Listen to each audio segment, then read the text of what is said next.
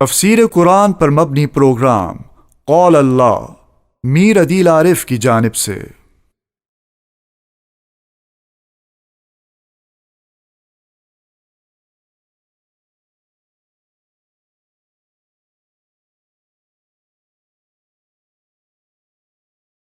بسم اللہ الرحمن الرحیم۔ پروگرام قال اللہ میں انشاءاللہ آج ہم سورہ مزمل مکمل ترجمے اور تفسیر کے ساتھ پڑھیں گے۔ سب سے پہلے سورہ مزمل کا لفظی ترجمہ ہوگا اور اس کے بعد علی حسب المعمول اس کی مختصر جیسی تشریح اور تفسیر کی جائے گی۔ اعوذ باللہ من الشیطان الرجیم۔ سورۃ المزمل مکیہ۔ بسم اللہ الرحمن الرحیم۔ یا ایہا المزمل، اے کپڑا اوڑھنے والے، قم اللیلا، کھڑا ہو جا رات کو، الا قلیلا، مگر تھوڑا حصہ، نصفہ، کھڑا ہونا ہے آدھی رات، او انقص منہ، یا آدھی رات سے کم کر دے، قلیلا، قدر کم، او زد علیہ، یا آدھی رات سے بڑھا دے، ورتل القرآن، اور قرآن کو ٹھہر ٹھہر کر پڑھ، ترتیلاً، صاف انداز سے۔ انا سنلقی علیک، بے شک ہم لادنے والے ہیں، ڈالنے والے ہیں تجھ پر، قولا ثقیلا، ایک بھاری بات۔ ان ناشئۃ اللیل، بے شک رات کا اٹھنا، یہ اشد، یہ سخت ہے، وطئن، روندنے کے اعتبار سے، واقوم، اور یہ زیادہ درست کرتا ہے، قیلاً، بات کو۔ ان لک فی النہار، بے شک تیرے لیے دن میں، سبحا طویلا، مصروفیت ہے بہت زیادہ۔ واذکر اسم ربک، اپنے رب کے نام کا ذکر کر، وتبتل الیہ، اور سب سے کٹ کر اسی کی طرف متوجہ ہو جا، تبتیلاً، متوجہ ہونا کٹ کر۔ رب المشرق والمغربی، جو کہ مشرق اور مغرب کا رب ہے، لا الہ الا ہو، نہیں ہے کوئی معبود مگر وہی، فاتخذہ وکیلا، سو اس کو اپنا کارساز بنا لے۔ واصبر علی ما یقولون، اور صبر کر ان تمام باتوں پر جو وہ کہتے ہیں، واہجرہم، اور انہیں چھوڑ دے، حجرا جمیلا، اچھے انداز سے چھوڑنا۔ وذرنی، اور مجھے چھوڑ، والمکذبین، اور ان لوگوں کو جو جھٹلا رہے ہیں، اولی النعمتی، نعمتوں والے، آرام والے لوگ، ومہلہم قلیلا، اور مہلت دے دے ان کو تھوڑی سی۔ ان لدینا انکالا، بے شک ہمارے پاس بیڑیاں ہیں، وجحیما، اور آگ کا ڈھیر ہے،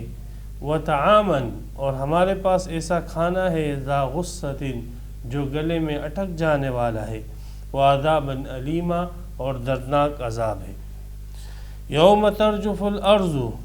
جس دن لرزے گی زمین، والجبال، اور پہاڑ، وکانت الجبال کثیبا، اور ہو جائے گے پہاڑ جیسے ریت کے تودے ہیں، مہیلا، ایسی ریت جو بھری ہے، یعنی جو پاؤں کے نیچے سے پھسلتی ہو۔ انا ارسلنا الیکم رسولا، بے شک ہم نے بھیجا تمہاری طرف ایک رسول، شاہدن علیکم، جو گواہ ہے تم پر، کما ارسلنا الی فرعون رسولا، جیسے ہم نے بھیجا تھا فرعون کی طرف ایک رسول۔ فعصی فرعون الرسول، پس فرعون نے اس رسول کی نافرمانی کی، فاخذناہ، پس ہم نے فرعون کو پکڑا، اخذا وبیلا، شدت کے ساتھ پکڑنا۔ فکیف تتقون، پس تم کیسے بچ جاؤ گے، ان کفرتم، اگر تم نے کفر کیا، یومن، اس دن، یجعل الولدان شیبا، جو دن بچوں کو بوڑھا بنا دے، السماء منفطر بہ، آسمان پھٹ جائے گا اس دن،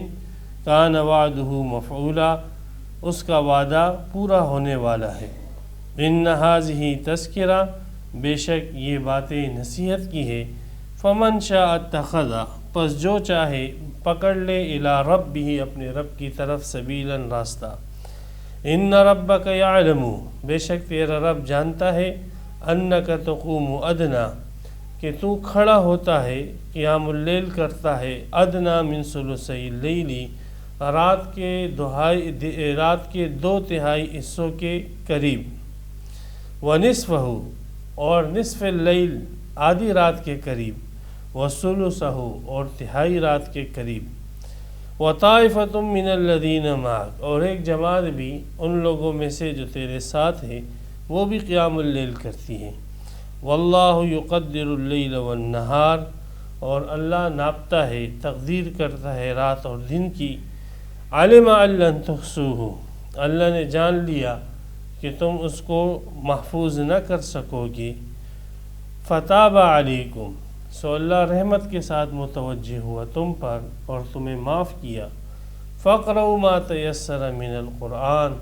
سو پڑھو جتنا بھی آسان ہو سکے قرآن میں سے، علم اللہ نے جان لیا ان سیکون منکم مرضی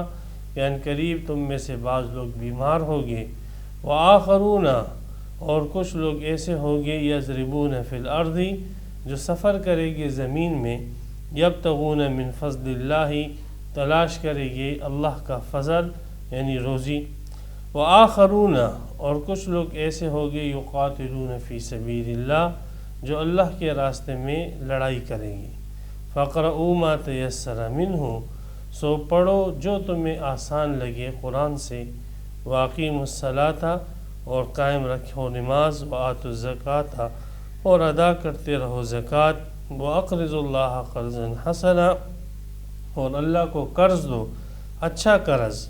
وما تقدموا لانفسکم اور جو تم آگے بھیج دو اپنی جانوں کے فائدے کے لیے، من خیر کوئی بھی خیر کوئی بھی اچھائی نیکی، تجدوہ عند اللہ تو تم اس نیکی کو پاؤ گے اللہ کے پاس، ہوا خیر یہی بہتر ہے، وعظم اجرا اور اس میں ثواب بہت زیادہ ہے، واستغفر اللہ اللہ سے مغفرت مانگتے رہو، ان اللہ غفور الرحیم بے شک اللہ بخشنے والا رحم کرنے والا ہے۔ یہاں پر سورہ مزمل جو ہے تمام مکمل ہوئی۔ سورۃ المزمل یہ 2 رکوع پر مشتمل ہے اور اس کی 20 آیتیں ہیں۔ یہ صورت مکہ المکرمہ میں نازل ہوئی ہے ہجرت سے پہلے، اور یہ ان صورتوں میں سے ہے جو ابتدائی زمانے میں آپ علیہ الصلاۃ والسلام پر نازل ہوئی۔ جیسے بعض مفسرین کی رائے ہے سب سے پہلے سورہ علق کی 5 آیتیں نازل ہوئی، پھر اس کے بعد سورہ مدثر کی آیتیں نازل ہوئی، پھر اس کے بعد سورہ مزمل کی پہلا رکوع نازل ہوا، پھر اس کے بعد دوسرا رکوع 1 سال کے بعد تقریباً دوسرا رکوع نازل ہوا۔ تو سورہ مزمل کے شان نزول میں مختلف روایتیں ہیں۔ ایک روایت جو مشہور ہے وہ یہی ہے کہ دار الندوہ کے اندر مشرکین آپ علیہ الصلاۃ والسلام کے معاملے میں غور و فکر کے لیے جمع تھے، اور مشورہ اس بات پر تھا کہ رسول پاک صلی اللہ علیہ وسلم کے لیے کوئی لقب تجویز کیا جائے اور سب پیغمبر علیہ السلام کو اسی لقب سے پکاریں۔ تو کسی نے کہا کہ الیاذ باللہ حضور پاک صلی اللہ علیہ وسلم کو کاہن کہنا چاہیے، وہ شخص جس کے پاس جنات ہوتے ہیں، اور کسی نے کہا کہ آپ کو شاعر کہنا چاہیے، کسی نے کہا آپ کو ساحر کہنا چاہیے، کسی نے کہا الیاذ باللہ آپ کو پاگل اور مجنون کہنا چاہیے۔ تو اس قسم کی مشاورت ہو رہی تھی۔ پیغمبر علیہ السلام کو جب اس بات کی اطلاع ملی کہ یہ میرے شہر کے لوگ اور میرے علاقے کے لوگ اور میرے رشتہ دار میرے متعلق اس قسم کی مشاورت کر رہے ہیں، تو آپ علیہ الصلاۃ والسلام کے دل پر بہت بوجھ ہوا، غمزدہ ہوئے، اور اسی غم کی حالت میں آپ علیہ الصلاۃ والسلام جو ہے اپنے اوپر ایک چادر لپیٹ کر لیٹ گئے۔ تو اس موقع پر جب آپ علیہ السلام لیٹے ہوئے تھے تو سورہ مزمل کا یہ پہلا رکوع نازل ہوا، جس میں آپ علیہ الصلاۃ والسلام کو تسلی دی گئی، اور اس میں حضور پاک صلی اللہ علیہ وسلم کے حوالے جو ذمہ داری کی جا رہی تھی، اس ذمہ داری کو آسان بنانے کے لیے جس روحانی طاقت اور قوت کی ضرورت ہے، آپ علیہ الصلاۃ والسلام میں تو آلریڈی وہ روحانی طاقت اور قوت موجود تھی، لیکن چونکہ قیامت تک یہ کام امت کو پھر آپ علیہ السلام کی نیابت میں کرنا تھا، تو اس لیے وہ چیزیں جو روحانی قوت اور طاقت کے لیے ضروری ہے، اس صورت کے ابتدائی آیتوں کے اندر اس روحانی قوت اور طاقت کو حاصل کرنے کے لیے جو اسباب ہیں، جو ذرائع ہیں، وہ اللہ تبارک و تعالی نے بتلائے ہیں کہ ان اسباب اور ذرائع سے آپ اپنے اندر اتنی روحانی طاقت پیدا کر لیں گے کہ انشاءاللہ پھر دین کا کام کرنا، اعلاء کلمت اللہ کا کام کرنا، تبلیغ کا کام کرنا، ترویج دین کا کام کرنا، یہ آپ کے لیے چندہ گراں اور مشکل نہ رہے گا، آسان ہو جائے گا۔ چنانچہ آپ علیہ الصلاۃ والسلام چونکہ اس موقع پر چادر لپیٹے ہوئے تھے، اس لیے پیغمبر علیہ الصلاۃ والسلام کو اس ابتدائی آیت میں مزمل کہہ کر مخاطب کیا گیا، یا ایھا المزمل، اے چادر اوڑھنے والے۔ چادر اوڑھنے والے یہاں پر یہ اگلی صورت میں آ رہے یا ایھا المدثر، مدثر کے معنی کپڑا اوڑھنے والے ہیں۔ تو آپ علیہ الصلاۃ والسلام جنہیں چادر اوڑھی تھی اس موقع پر، تو ایک خاص آپ علیہ الصلاۃ والسلام کے ساتھ محبت کا معاملہ ہے اللہ سبحانہ و تعالیٰ کا، اور اس محبت کے معاملے کی وجہ سے اللہ تعالیٰ نے جو آپ کی وہ کیفیت تھی، اور اسی کیفیت کو اللہ تعالیٰ نے آپ کی صفت بنا کر آپ علیہ السلام کو مخاطب کر دیا اور فرمایا یا ایھا المزمل۔ جیسے اس کی نظیر ہمیں ملتی ہے حضرت علی رضی اللہ تعالی عنہ وکرم اللہ وجہہ، ایک مرتبہ پریشان تھے اور گھر سے باہر مٹی میں لیٹے ہوئے تھے، تو آپ علیہ الصلاۃ والسلام نے اسے اٹھایا اور اس کو جھاڑا اور فرمایا قم یا ابا الخطاب، قم یا ابا التراب، کھڑے ہو جائیں اے مٹی والے۔ تو اس مٹی کی مناسبت سے آپ علیہ الصلاۃ والسلام نے ان کو ایک لقب دیا ابو التراب کا، اور وہ لقب اس کو اتنا بھایا حضرت علی کرم اللہ وجہہ کو کہ انہوں نے پھر اپنا لقب یا ابو التراب ہی ٹھہرا دیا۔ تو اسی طرح آپ علیہ الصلاۃ والسلام کی اس کیفیت کو اللہ نے آپ کی صفت بنا کر پیغمبر علیہ السلام کو مخاطب کیا یا ایھا المزمل، اے چادر اوڑھنے والے۔ سب سے پہلے تدبیر آپ نے کیا کرنی ہے کہ قم اللیل، آپ نے نماز پڑھنی ہے۔ نماز وہ واحد ذریعہ ہے کہ جس کے ذریعے اللہ کی رحمتیں اور اللہ کی برکتیں اور اللہ کی مدد اس قدر تیزی اور قوت کے ساتھ بندے کے اندر آتی ہے کہ اس کے علاوہ اور کوئی ذریعہ ایسا نہیں ہے کہ جس کے ذریعے اللہ سبحانہ و تعالیٰ کی رحمتوں کو کھینچا جا سکے۔ آسمانی رحمتوں کو کھینچنے کا سب سے بڑا اور قوی ذریعہ وہ نماز ہے، اور پھر خاص اوقات کے اندر جب وہ نماز ادا کی جائے تو ان خاص اوقات کے اندر اس رحمت کا تناسب اور زیادہ بڑھ جاتا ہے، اور اس کی کثرت اور اس کی قوت میں اور زیادہ طاقت آ جاتی ہے۔ جیسے اب ہمارے اوپر 5 اوقات کے اندر نمازیں جو فرض کی گئی ہیں، تو اس 5 نمازوں کے فرضیت کے جو اوقات ہیں، ان اوقات میں اگر کوئی شخص فرض نماز ادا کرتا ہے تو اس کو جو روحانی قوت اور طاقت ملتی ہے، وہ روحانی قوت اور طاقت اتنی زیادہ ہے کہ اگر کوئی شخص پوری عمر نفلی نمازیں پڑھتا رہے تو وہ روحانی قوت اور طاقت اس کو حاصل نہیں ہو سکتی ہے جو قوت اور طاقت اس کو اس فرض کی بدولت اللہ تبارک و تعالیٰ دیتے ہیں۔ تو چونکہ یہ ابتدائی صورتوں میں سے ہے اور اس وقت نماز کی فرضیت نہیں ہوئی تھی اور نماز کو 5 اوقات میں فرض نہیں کیا تھا، اس لیے کہ نماز کی فرضیت تو پھر معراج کے موقع پر ہوئی تھی، تو اس لیے مطلق قیام اللیل کو آپ علیہ الصلاۃ والسلام پر فرض کیا گیا۔ تو ایک تو نماز فرض ہو گئی، وہ اللہ تعالیٰ کی رحمتوں کو حاصل کرنے کا ذریعہ، پھر اس کے لیے وقت بھی مقرر کر دیا گیا کہ اللیل، رات کا جو وقت ہے، یہ رات کے وقت میں آپ نے عبادت کر کے اللہ کی رحمتوں کو لینا ہے، اور یہ قیام آپ کے اوپر ایسے ہی فرض ہو جائے گا جیسے آج کل ہم پر جو فجر، ظہر یا عصر، مغرب وغیرہ کی نمازیں فرض ہیں۔ تو چونکہ رات کے وقت آپ علیہ السلام پر نماز فرض، تو ایک نماز فرض کر دی گئی، اور دوسرا اس کے لیے وقت بھی بتلا دیا گیا کہ رات کے وقت الا قلیلا، آپ نے پوری رات قیام کرنا ہے، الا قلیلا، مگر تھوڑا وقت آپ آرام کر لیں۔ انسان ہے، طبیعت کا اقتضا ہے، تو اس طبیعت کی اور نفس کی بھی آپ علیہ الصلاۃ والسلام نے فرمایا ان لنفسک علیک حقا، آپ کی جان کا بھی آپ کے اوپر حق ہے، تو اس حق کی ادائیگی کے لیے نفس کو اور اپنے وجود کو راحت پہنچانے کے لیے قدر قلیل آپ تھوڑا آرام بھی کر لیں۔ تو یہ آرام کرنا بھی چونکہ کیا نام ہے قیام اللیل کی ہی قوت کو مضبوط کرنے کے لیے اور صبح کی مشاغل کو مضبوط کرنے کے لیے، اس لیے یہ آرام کرنا بھی یہ آرام کرنا بھی آپ علیہ السلام کی اطاعت اور عبادت ہی شمار ہوگی، اور یہ بھی تقرب الی اللہ کا ذریعہ بنے گا۔ تو یہ آرام جو ہوگا تہجد کے بعد اور رات کی نماز کے بعد، کیونکہ یہ آرام ایسے ہی ہوگا کہ یہ اگلے جو کام ہے اس کے لیے اپنے آپ کو جو ہے تیار کرنا ہے، اس لیے یہ آرام بھی عبادت اور تقرب الی اللہ کا ذریعہ بنے گا۔ اسی وجہ سے فرمایا جاتا ہے کہ مومن کا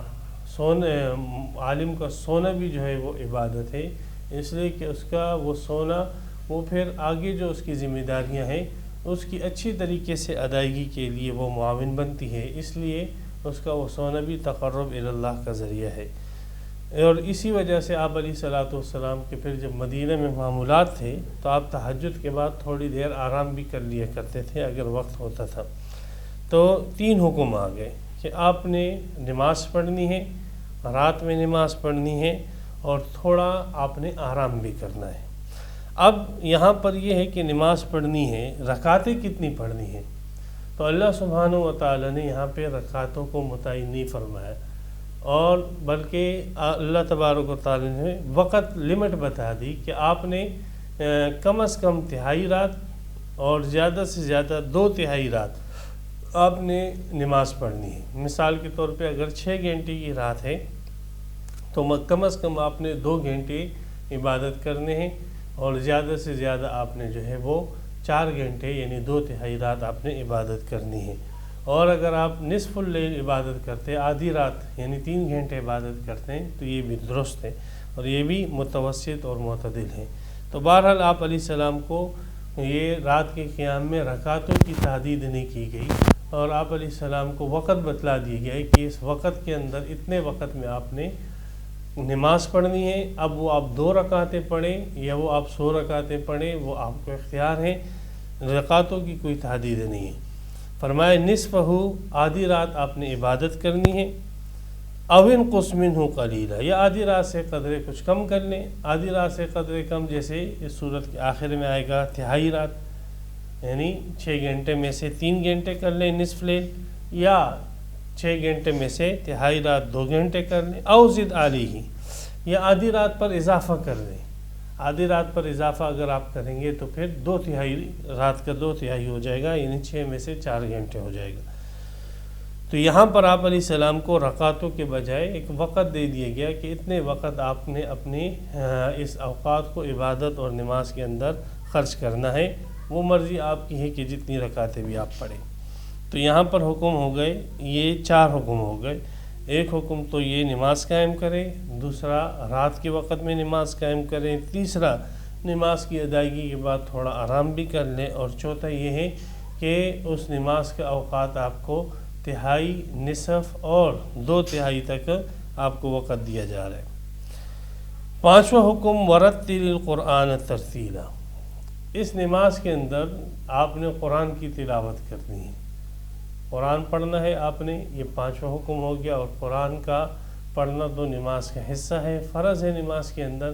اور نماز تو اس کے بغیر ہوتی نہیں ہے۔ تو یہ 5واں حکم ہے آ گیا کہ آپ نے قرآن پڑھنا ہے۔ اب قرآن کی کتنا پڑھنا ہے، اور قرآن جو ہے 1 سپارہ پڑھنا ہے، 5 سپارے، 10 سپارے، اس کی کوئی تحدید اللہ نے نہیں فرمائی، بلکہ اللہ تعالی نے قرآن کے پڑھنے کے موقع پر کیفیت بتلا دی، حالت بتلا دی، اور فرمایا کہ قرآن آپ نے پڑھنا ہے جتنا بھی آپ پڑھیں، آدھے رات میں اور تہائی رات میں اور 2/3 رات میں آپ نماز کے اندر جو قرآن پڑھیں وہ جتنا بھی چاہے آپ پڑھ لیں۔ آپ 1 سپارہ پڑھیں، 10 سپارے پڑھیں، وہ آپ کی مرضی ہے، کوئی سپاروں کی تحدید آپ کی نہیں کی جاتی ہے۔ لیکن ورتل، آپ نے قرآن پڑھنا ہے تسلی کے ساتھ۔ رتل یرتل، ترتیل کے معنی ٹھہر ٹھہر کر، سمجھ کر جو ہے قرآن مجید کی تلاوت کرنا۔ تو یہاں پر ایک قرآن پڑھنے کا حکم آ گیا 5واں، اور 6واں حکم یہ آ گیا کہ قرآن آپ نے صاف صاف کر کے ٹھہر ٹھہر کر پڑھنا ہے۔ چنانچہ آپ علیہ الصلوۃ والسلام کا معمول ایسے ہی تھا۔ حضرت ام سلمہ رضی اللہ تعالیٰ عنہ کی روایت ہے ابو داؤد، مسند احمد وغیرہ کے اندر، کہ نبی اکرم صلی اللہ علیہ وسلم ہر آیت کے اوپر ٹھہرتے تھے اور پھر دوسری آیت شروع کیا کرتے تھے۔ اسی طریقے سے حضرت انس رضی اللہ تعالی عنہ کی بھی روایت آتی ہے بخاری شریف میں کہ نبی اکرم صلی اللہ علیہ وسلم جو قرآن پڑھتے تھے تو جہاں مد کرنا ہوتا وہاں مد کرتے، جہاں کھینچنا ہوتا وہاں کھینچتے تھے، جہاں غنہ کرنا ہوتا وہاں پر غنہ کرتے تھے، یعنی جو تجوید کے قواعد ہیں اس قواعد کے مطابق پیغمبر علیہ الصلوۃ والسلام نماز پڑھا کرتے تھے اور قرآن مجید کی تلاوت کیا کرتے تھے۔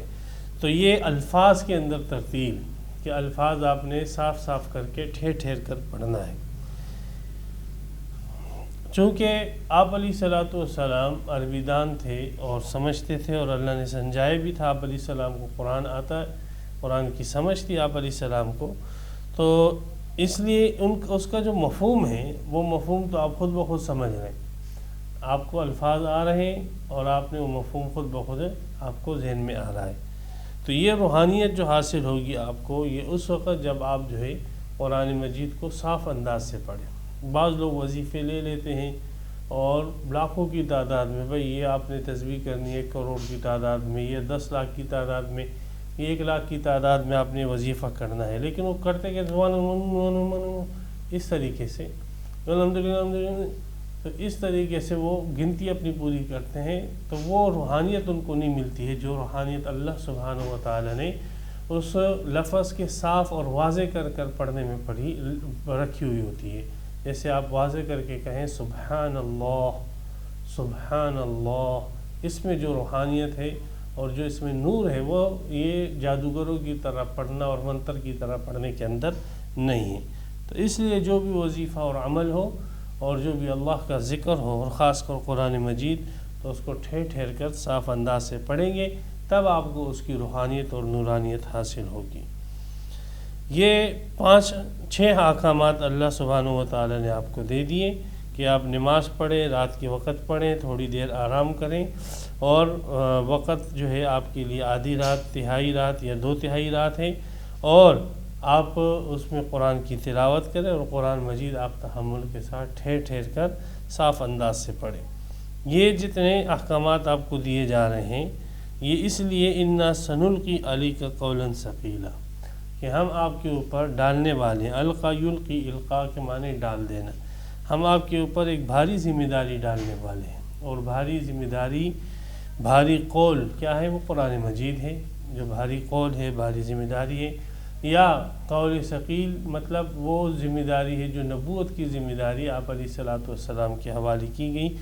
کہ آپ نے اس قرآن کو لینا ہے اور اس قرآن کو لوگوں تک پہنچانا ہے، اور پھر اس قرآن کے ذریعے لوگوں کا تزکیہ کرنا ہے، اور لوگوں کو اس قرآن کی معرفت اور قرآن کے علوم دینے ہیں، اور لوگوں کے اخلاق آپ نے تبدیل کرنے ہیں، لوگوں کی معاشرت میں آپ نے تبدیلی لانی ہے، لوگوں کے عقائد نظریات میں آپ نے تبدیلی لانی ہے، لوگوں کے سوچوں میں آپ نے تبدیلی لانی ہے، لوگوں کے حکومت کا طرز میں تبدیلی لانی ہے، معاشرت میں تبدیلی لانی ہے۔ غرض زندگی، انسانی زندگی کے جتنے بھی پیش اور خم ہیں، اور جتنے بھی اونچ نیچ ہے، اور جتنے بھی خوشی اور غمی ہے، اور جتنے بھی طور طریقے انسانی زندگی کے اندر ہیں، ان سب کے اندر آپ نے اللہ سبحانہ و تعالیٰ کے احکامات کو نافذ اور رائج کرنا ہے، اور واقعی یہ بہت بڑی ذمہ داری ہے کہ پوری انسانیت کے جمیع معاملات کے اندر جو ہے ایک ایسا انقلاب لے کر آنا کہ وہ پورا کا پورا انسانیت ہی تبدیل ہو جائے۔ یہ ایسی ذمہ داری ہے کہ کوئی کسی ایک شخص کو جو ہے بتلانا بڑا مشکل کام ہوتا ہے، چاہے جائے کہ پوری انسانیت کی اور قیامت تک آنے والے سب انسانوں کی ذمہ داری دے دی جائے، تو اس کا قول ثقیل ہونا، بھاری بات ہونا بالکل واضح ہے۔ اور پھر علاوہ ازیں وحی کی روحانی قوت اور طاقت اتنی زیادہ ہوتی، اتنی ثقیل ہوتی تھی کہ ام المؤمنین حضرت عائشہ رضی اللہ تعالی عنہ فرماتی ہیں کہ سخت سردی میں رسول پاک صلی اللہ علیہ وسلم پر جب وحی نازل ہوتی تو آپ علیہ الصلوۃ والسلام کا چہرہ انور پسینے پسینے ہو جاتا تھا، اور وحی کی شدت اور سختی اور بھاری پن اتنا ہوتا۔ حضرت زید بن ثابت رضی اللہ تعالیٰ عنہ فرماتے ہیں کہ نبی اکرم صلی اللہ علیہ وسلم پر ایک مرتبہ وحی کا نزول ہوا، اور آپ کی ران میری ران کے اوپر تھی، تو وہ اتنی شدت تھی اس کے اندر کہ قریب تک کہ میری ران جو ہے وہ اکھڑ جاتی، اپنے پاؤں سے جدا ہو جاتی، حالانکہ وہ تھوڑی دیر کے لیے، چند سیکنڈ کے لیے وہ وحی آئی تھی، لیکن اس کا بوجھ اتنا تھا کہ میں وہ نہیں کر سکا، برداشت نہیں کر پایا۔ بعض روایتوں میں آتا ہے آپ علیہ السلام پر جب وحی آتی اور آپ جانور پر اونٹ پر سوار ہوتے تو وہ اونٹ بھی اس وحی کے بوجھ کی وجہ سے زمین پر بیٹھ جاتا۔ تو قول ثقیل اس اعتبار سے بھی ہے کہ اس وحی کی روحانیت اتنی طاقتور ہوتی کہ وہ عام آدمی اور عام شخص جو ہے اس کو اور عام مخلوق اس کو برداشت نہیں کر پاتی۔ تو اس وحی کی طاقت اور قوت کو اور اس کی روحانیت کو برداشت کرنے کے لیے سارے معاملات آپ کو دیے جا رہے ہیں۔ تو اس اعتبار سے بھی وحی کو اور قرآن کو قول ثقیل کہا جا سکتا ہے۔ تو بہرحال اپنے ترویج اور ذمہ داریوں کے حساب سے بھی قرآن مجید قول ثقیل ہے، اور اپنی روحانیت کی طاقت کی وجہ سے بھی قرآن مجید قول ثقیل ہے۔ ان ناشئۃ اللیل،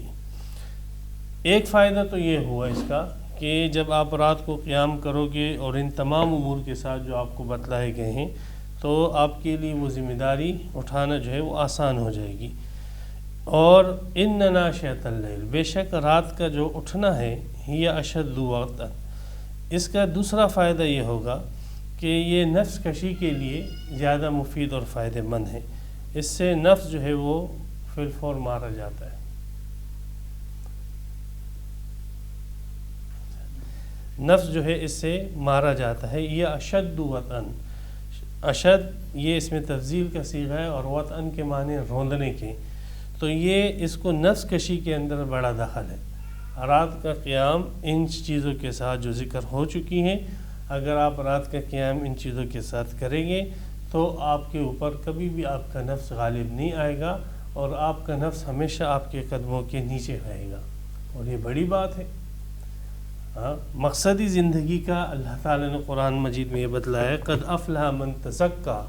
قد افلح من زکاہا، نفس کو جس آدمی نے پاک کر لیا، تزکیہ جس نے اس کا کر دیا وہ کامیاب ہے۔ تو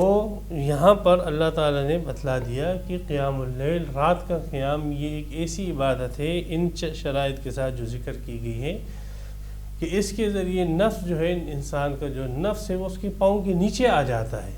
یعنی پاؤں کے نیچے آ جانا مطلب وہ اس کا ماتحت ہو جاتا ہے، اس کا غلام ہو جاتا ہے، اور پھر وہ نفس امارہ نہیں رہتا بلکہ وہ نفس مطمئنہ ہو جاتا ہے۔ تو یہاں پر یہ بہت بڑا فائدہ ہے اس کا،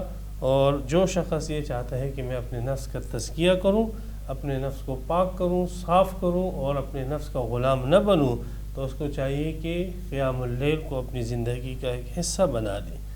تو قیام اللیل کا تیسرا فائدہ یہ ہوا کہ قیام اللیل سے آپ کا نفس جو ہے آپ کے انڈر کور ہو جائے گا، آپ کے ماتحت ہو جائے گا اور آپ کے قدموں کے نیچے ہوگا۔ چوتھا فائدہ وہ اقوام قیلا، کہ رات کا جو قیام ہے اور اس میں جو قرآن مجید کی تلاوت کو حکم دیا جا رہا ہے، تو یہ رات کا قیام اقوام زیادہ درست کرتا ہے قیلا، بات کو، مطلب اس کے اندر چونکہ خاموشی ہوتی ہے، سناٹا ہوتا ہے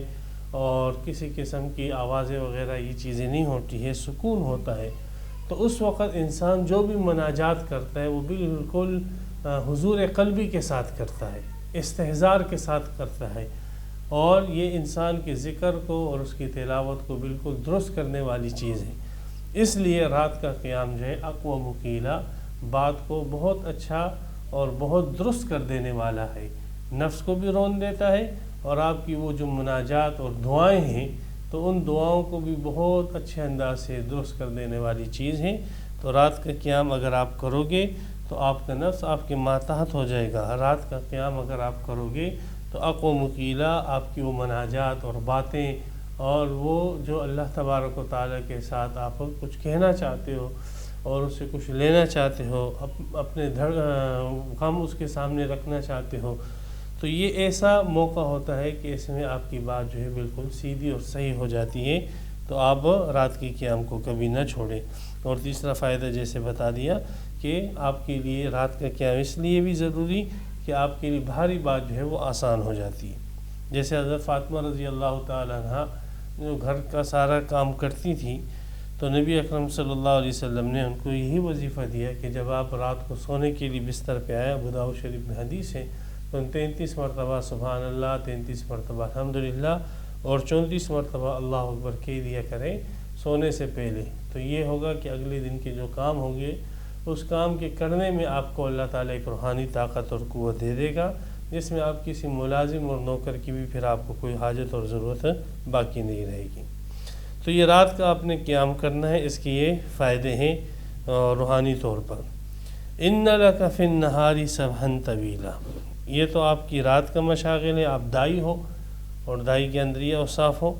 دوسرا پھر دن کے اندر آپ کے لیے سبحن کہتے ہیں شغل کو، سبحا اصل میں چلنے پھرنے کو کہتے ہیں، کبھی ایک جگہ جانا کبھی دوسری جگہ جانا، یہاں پر سبحن سے مراد یہی چلنا پھرنا دین کی اشاعت کے لیے، اعلاء کلمت اللہ کے لیے، تو سبحن کا ترجمہ کر دیتے ہیں مشاغل سے۔ آپ کے لیے دن میں جو ہے بہت سارے مشاغل ہیں،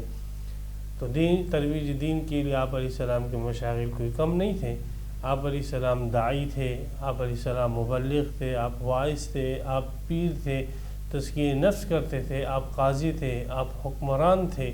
اور آپ مجاہد تھے، اور آپ جو ہے آپ کی معلم تھے۔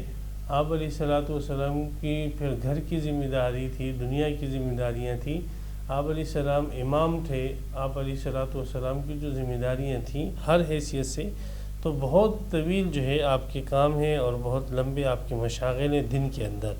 تو دن میں بھی آپ فارغ نہیں ہو، دن کے اندر تو آپ کے یہ مشغلے ہیں، اس لیے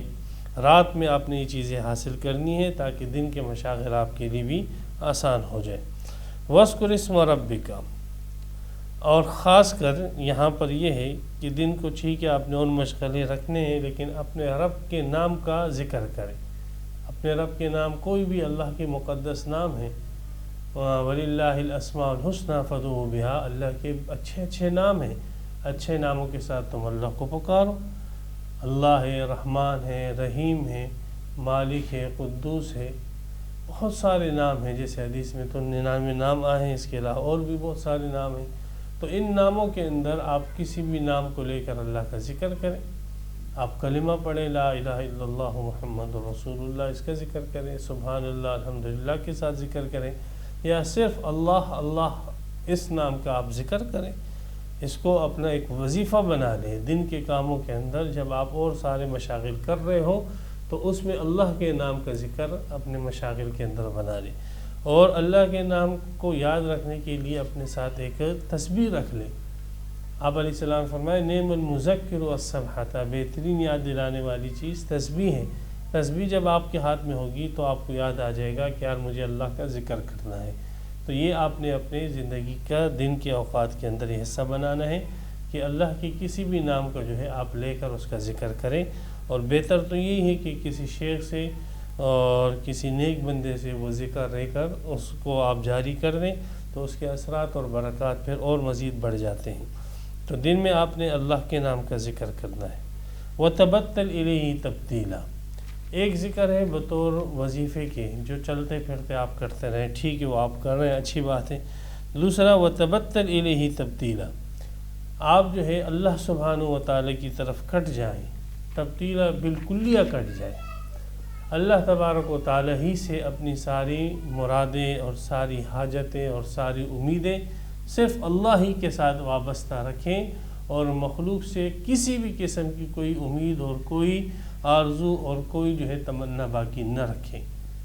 تو یہ دوسرا جو ہے دن کا سبق آپ کے لیے کہ پہلا اللہ کے نام کا ذکر کرنا ہے، اور دوسرا کسی مخلوق سے کسی قسم کی آس اور امید آپ نے نہیں رکھنی ہے کہ میں چونکہ بزرگ ہوں، شیخ ہوں، عالم دین ہوں تو لوگ میری عزت اور اکرام کریں، میں لوگوں کو دیکھو دین کی بات بتا رہا ہوں، تبلیغ کر رہا ہوں، اور میں لوگوں کو مسائل بتلا رہا ہوں تو لوگ میرے جو ہے پاؤں چومیں اور میرے ہاتھ چومیں، میری جوتیاں اٹھائیں۔ نہیں، ان چیزوں کی آپ نے آرزویں نہیں رکھنی ہے۔ آپ نے عزت اگر حاصل کرنی ہے، پانی ہے تو اللہ سے پائیں۔ وَتَبَتَّلْ إِلَيْهِ تَبْتِيلًا، اللہ ہی کی طرف آپ کٹ جائیں، مخلوق سے بالکل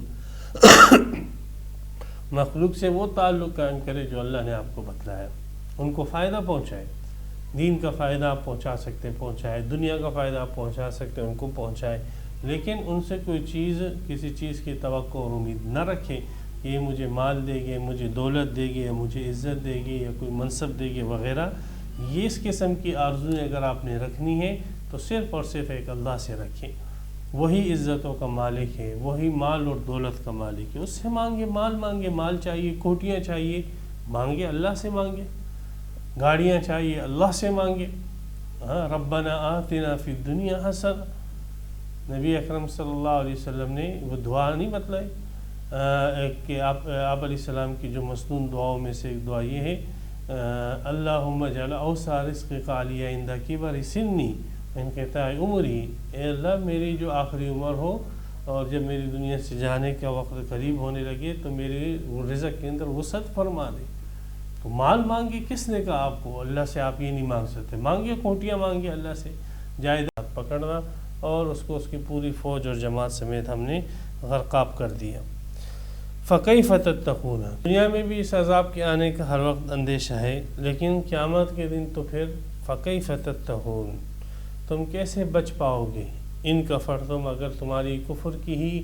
صفت رہی اور انکار کی صفت کے ساتھ ہی تم دنیا سے چلے گئے، یومن، اس دن تم کیسے بچو گے اللہ کے عذاب سے؟ یجعل الولدانہ، کہ وہ دن بچوں کو کر دے گا شیبہ، بوڑھا، کیونکہ وہ دن 50,000 سال کا ایک دن ہوگا، اور لازمی بات ہے 50,000 سال کے اندر بچے جو ہے وہ بوڑھے کیا، بوڑھوں کے بھی ابے بن جائے گی، تو وہ دن اتنا طویل دن ہوگا۔ یہ کنایہ ہے اس دن کی طوالت سے کہ وہ دن اتنا طویل ہوگا۔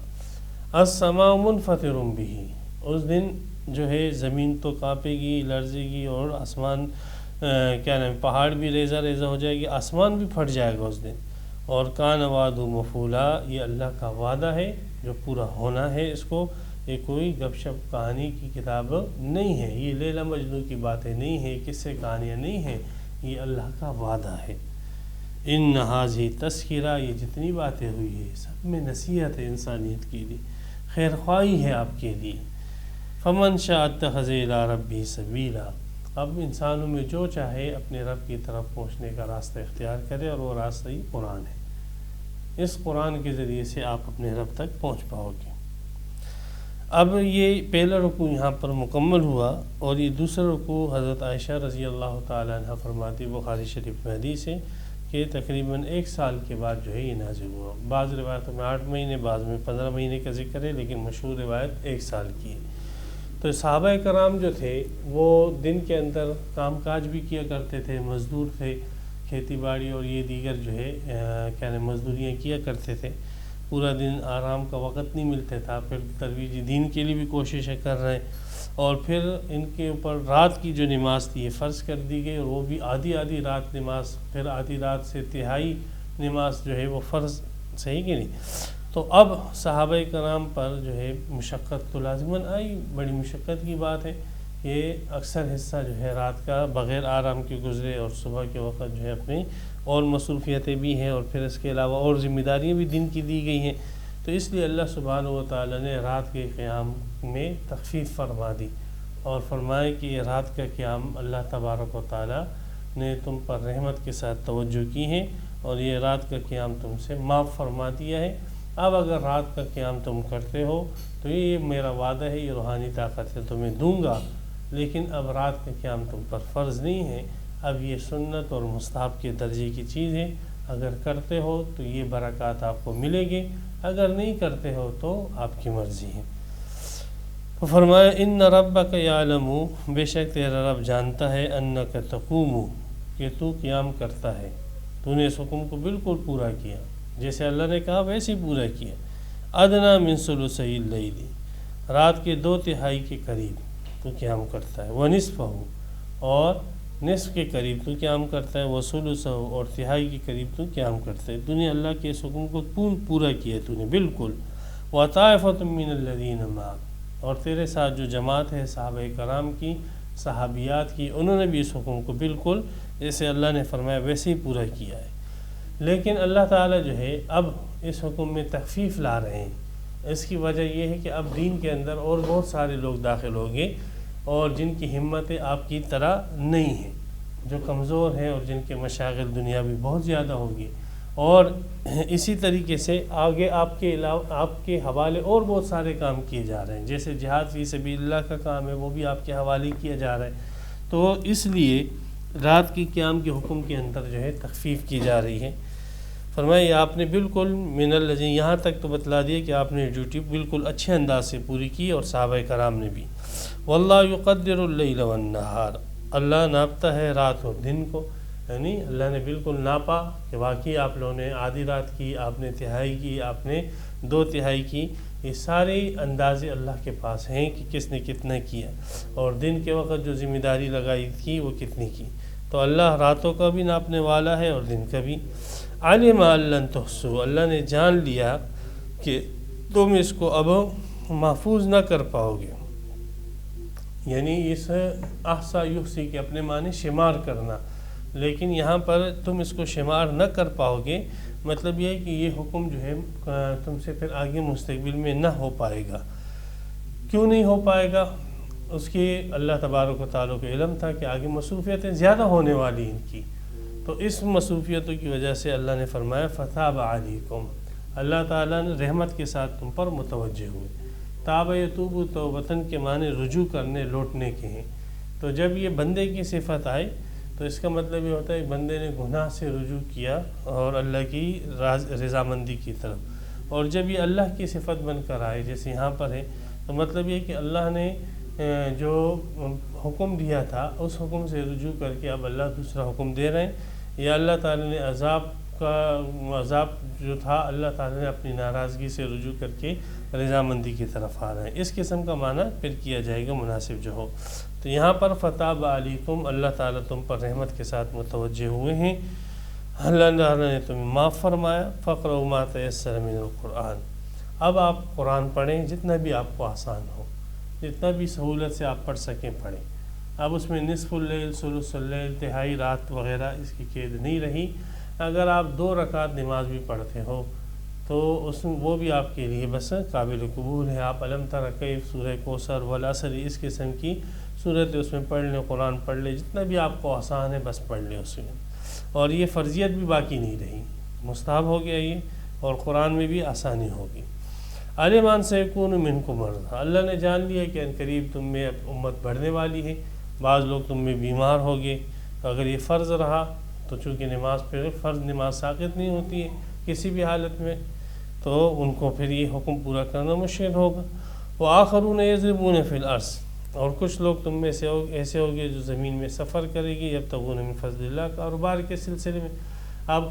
سفر اس دور کے اندر اونٹوں پر، گھوڑوں پر یہ سفریں ہوتے تھے، کاروباری سفر جو تھے، اور یہ بڑی مشقت والے اور گراں سفر تھے، تو ان میں اگر ان کو رات کا جو ہے نماز فرض کر دی جاتی تو یہ اور مشقت میں پڑ جاتے، تو اس لیے اس کی وجہ سے اللہ نے تخفیف فرما دی۔ اور تم میں کچھ ایسے لوگ ہوگے آخرون یقاتلون فی سبیل اللہ، جو جہاد کریں گے،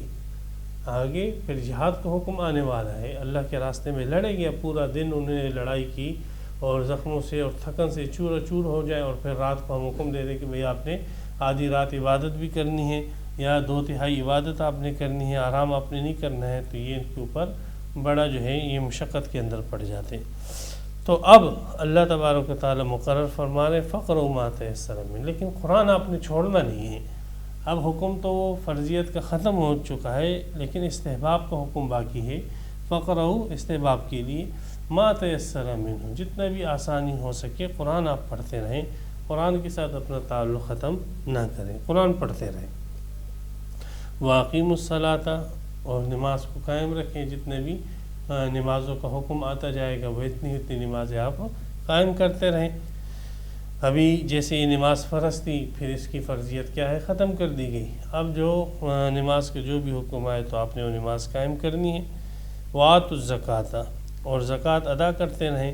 زکوٰۃ کی فرضیت جو ہے وہ مکہ میں ہو چکی تھی، مدینہ کے اندر پھر اس کی شرائط اور اس کے حدود اور اس کے موانعات اور اس کا نصاب وغیرہ یہ سب چیزیں مدینہ کے اندر ہوئی تھی، باقی نفس زکوٰۃ جو تھی وہ تو مکہ میں فرض ہو چکی تھی، اور اس کو وہی نام دیا گیا تھا جو نام پھر مدینہ کے اندر جو ہے وہ صدقے کا رکھا گیا ہے، یعنی زکوٰۃ۔ تو اگرچہ کیفیتیں دونوں کی الگ الگ تھیں، مکہ میں جو زکوٰۃ تھی وہ یہ تھا کہ آپ جتنا بھی آپ سے ہو سکے، یسألونک ماذا ينفقون قل العفو، صحیح، کہ جتنا بھی آپ سے ہو سکے اپنی حیثیت کے مطابق آپ خرچ کریں، کوئی متعین نہیں تھا کہ اتنے مال میں اتنا ہے، اتنے مال میں سونے میں اتنا، چاندی میں اتنا، یہ نصاب وغیرہ نہیں تھے۔ باقی لفظ ایک استعمال کیا گیا جو بعد میں مدینہ میں اس کا علم بن گیا۔ تو نماز آپ قائم کرتے رہیں، جو بھی نماز ہو، وآتوا الزکوٰۃ اور زکوٰۃ دیتے رہیں، واقرضوا اللہ قرضا حسنا اور اللہ کو قرض دیں، اچھا قرض، اس لیے کہ جو آپ یہ زکوٰۃ دو گے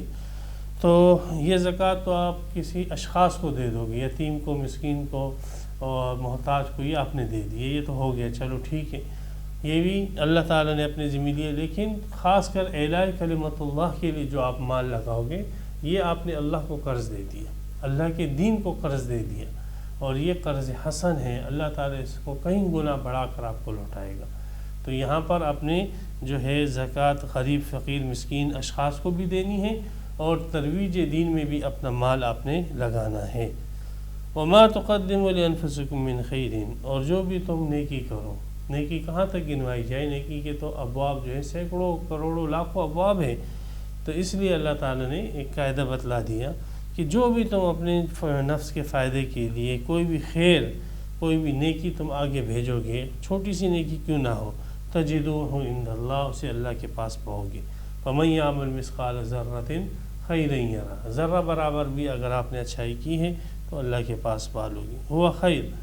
اور یہ نیکی کا آگے بھیجنا، ہوا خیرن، یہی بہتر چیز ہے، یہی تمہارے فائدے کی چیز ہے، وَأَعْظَمُ اجرا، اور اس میں تمہارا اجر اور ثواب بھی بہت بڑا ہے۔ وَاسْتَغْفِرُ اللَّهَ، جتنی نیکیاں کر لو، اچھائیاں کر لو، اچھائیوں کے بعد اللہ سے معافی مانگتے رہو، اس لیے کہ آپ کی اچھائیاں یہ اللہ تبارک و تعالیٰ قبول کر لے تو اس کا کرم ہے، اس کا عطا ہے، اس کی نیاز مندی ہے۔ لیکن اگر آپ نیکی کرو اور جو ہے اس گھمنڈ میں رہو کہ ہم نے تو نیکی کی ہے، اللہ قبول کر، تو ایسے نہیں ہے۔ آپ کی نیکی تو کیا اللہ کی شایان شان ہوگی، وہ اس کو اٹھا کر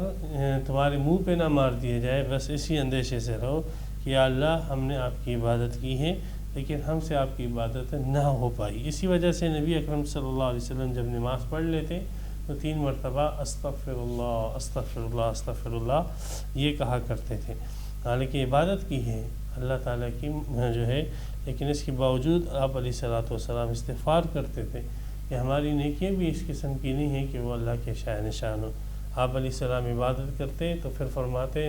ما نعبدک حق عبادتک، کہ اے اللہ ہم نے آپ کی ایسی عبادت نہیں کی جیسے آپ کی عبادت کا حق تھا، تو اے اللہ ہمیں معاف فرما۔ تو اس لیے جتنے اچھائی کی کام ہے آپ کریں، اللہ سے مغفرت مانگے، ان اللہ غفور، اللہ بخشنے والا ہے، رحیم، اور پھر مزید بھی دے دے گا، اگر کوئی کمی کوتاہی وہ معاف کر دے گا اللہ تعالیٰ، اس سیئات کو حسنات سے تبدیل کر کے آپ کو دے دے گا۔ یہاں پر سورہ مزمل کی 20 آیتیں اور 2 رکوع مکمل ہوئے الحمدللہ۔ تو یہ ابتدائی صورتوں میں سے ہے جس کی ضرورت داعی کو بہت پڑتی ہے، اور اس میں داعی کا وظیفہ بتایا گیا ہے کہ دعوت دینے والے کو کیا کیا اعمال جو ہے اپنی زندگی میں لانے چاہیے تاکہ اس کی دعوت جو ہے وہ مؤثر ہو، اور اس کی دعوت جو ہے وہ ایک پھل دے اور ثمر دے۔ اللہ تبارک و تعالیٰ تمام احکامات پر ہمیں عمل کرنے کی توفیق عطا فرمائے۔ وآخر دعوانا الحمدللہ۔ تفسیر قرآن پر مبنی پروگرام قول اللہ میر عدیل عارف کی جانب سے